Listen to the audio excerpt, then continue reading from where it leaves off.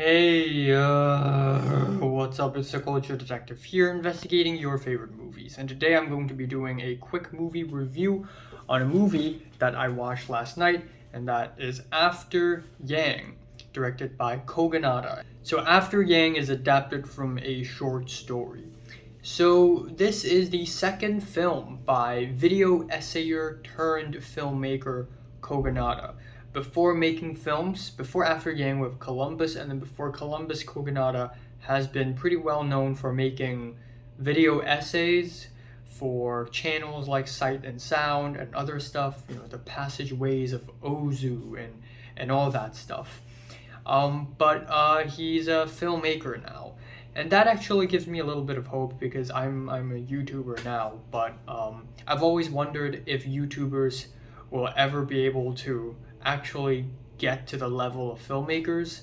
But now that there are people like Kogonada and David F. Sandberg, aka Pony Smasher, and Bo Burnham, it kind of gives me hope. We live in the 2020s now. Yes. But anyways, After Yang is a new A24 movie. It's indie, it's nice, it's really, it's somewhat slow paced, and it's a very soothing and gentle movie. It is a really smooth watch. This movie is set in the future, and it is fantastic. I love how futuristic it is. Like, a lot of movies try to depict the future but often fail because it's too overly exaggerated.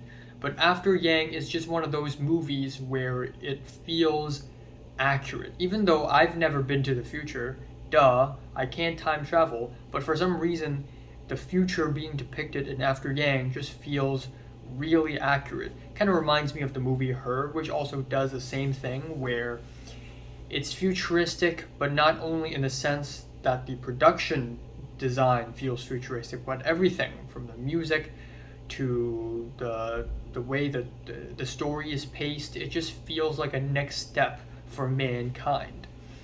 Now, another thing I like about this movie is that this movie constantly makes me guess what this movie is about. Is it about grief? Is it about parenting? Is it about privacy? Is it about mortality? It's a bit about everything that I just mentioned. The story is essentially about Yang, a guy who is a Chinese-American AI robot who became a sibling for an adopted little sister who is also Chinese-American in a family.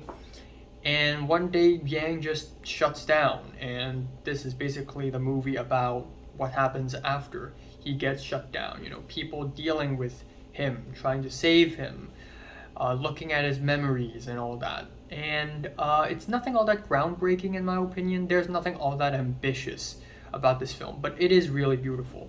And watching this film, you can really tell that Kogonada is a huge Ozu Yasujiro fan. Like, the phone call scenes, Kogonada plays with aspect ratios a little bit in this film. This film has a wide aspect ratio, but sometimes it would turn into 16:9, and that is when we go through Yang's memories in his POV.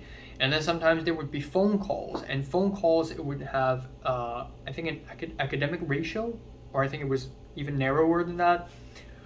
But that was clearly Ozu. Even the framing of the people directly looking at the screen, right at the center, it's very Ozu. Some frames, some shots in this movie, they are really beautiful, very grand and spacey, very much like an Ozu film. And even Kogonada's name, his pen name, Kogonada, refers to Kogonada, who is an assistant writer for Ozu Yasujiro. So you can tell Kogonada is a huge Ozu fan by watching this movie. But still, at the end of the day, I think this movie is just okay. I think it's pretty good, actually. Production-wise, it's really nice and futuristic and soothing, and I think it's nice. Feeling a strong 7 to a light 8 out of 10. So, have you watched After Yang from 1 to 10? Would you rate it? Like it, and subscribe if you want more. And thanks for watching.